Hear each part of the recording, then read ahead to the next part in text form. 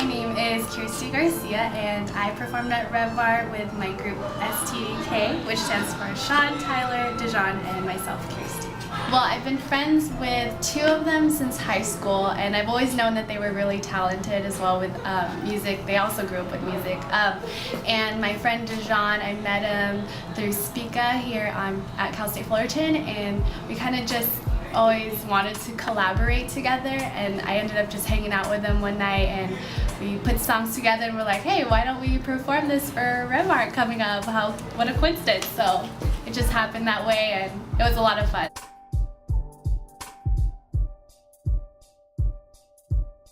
I personally wanted to do some sort of like 90s throwback medley, and when I was collaborating with them, we were trying to find out what songs really flow together, and we ended up making it into kind of a story. So we started off with like the girl having an interest in the guy, and then talking about love, and then the guy has an interest in her, and then we just made it funny at the end with the Chris Brown song. So it was just a good twist, and it worked together, so it worked out just fine. I think singing breaks stereotypes in a way that it's mostly just audio.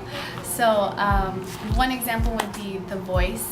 So if you guys ever watch that, like a lot of times they're turned back around so the judges don't see the person and know anything about their background with music, and then they just sing, and you kind of just judge it based off of their singing instead of their like looks or anything of that sort. So I think that's one way that society has been breaking stereotypes with singing. One thing would be that music is a huge part of our culture, and I think a lot of Filipinos, Filipino Americans just grow up with music as well, with like cultural dances and cultural music that you grow up with, and your parents sing to you over and over and stuff like that. You just pass it on, and we are just really entitled to our roots, and we always go back to that, and so that's something we really keep close to our heart. So I think that's one of the reasons why that stereotype exists, that people think that Filipinos are super talented. It's just because we like treasure music a lot in our culture. Oh, you should know that I got you on my secret admirer.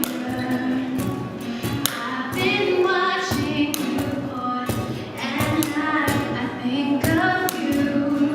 I want to be your lady, baby, if you came home. Okay. You know what?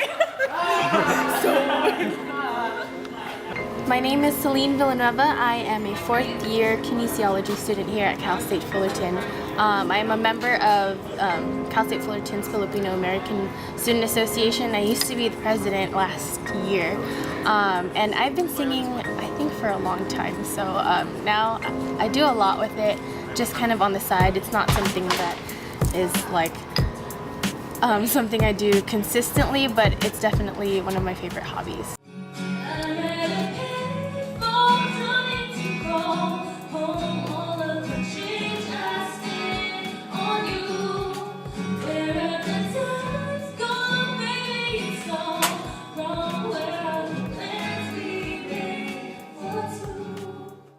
I think overall,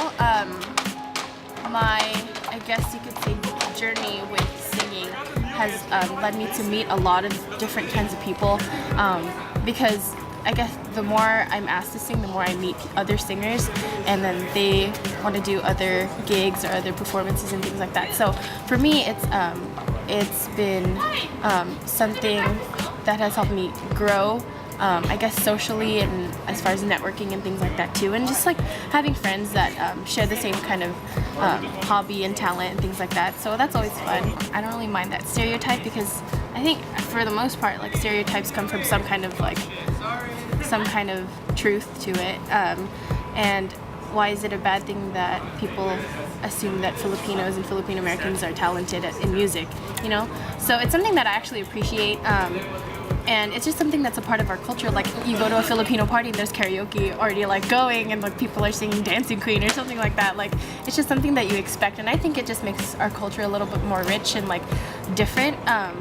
because like people say, oh, Filipino party, like I bet you they already have the mics out and stuff like that, which is cool. Like I like the stereotype personally.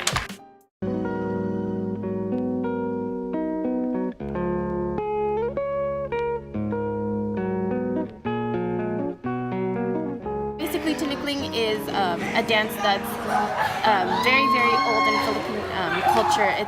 It's basically based on the way that the tickling birds kind of like dance around the bamboos and things like that. So it's been kind of replicated into a dance that we do every year at our Filipino Culture Night, which happens in the spring. We actually also do a lot of other dances, but tinikling is something that we start very, very early because people know what it is and people expect a certain type of like standard when it comes to tinikling and things like that. So we really take the time to learn it and like understand it fully.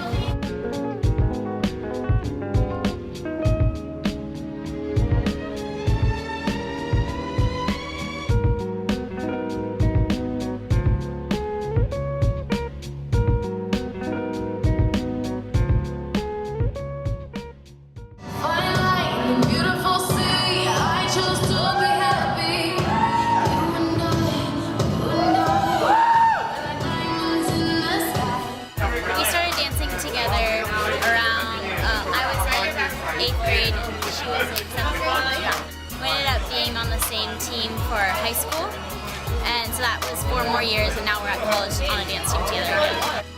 Rever gave us the opportunity to go back and do a different kind of dance together, so since we have long experience of dancing together, it worked out well to be able to sit down and find a song.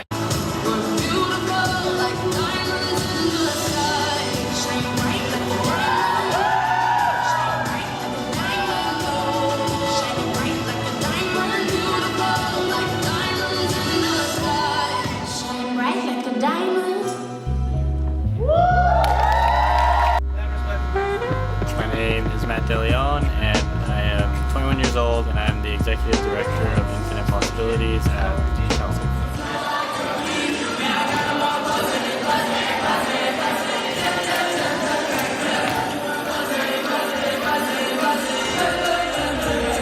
Dancing to me is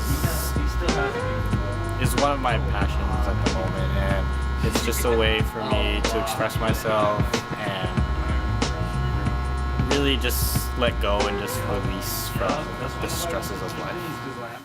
Coming into IP was a lot different because it's a usually Filipino club, but it's not like they keep out different ethnicities of anyone, and being a white girl, people don't assume I'm going to be a hip-hop dancer, but it actually is my favorite style. So it's cool to come into a group and have them be so accepting.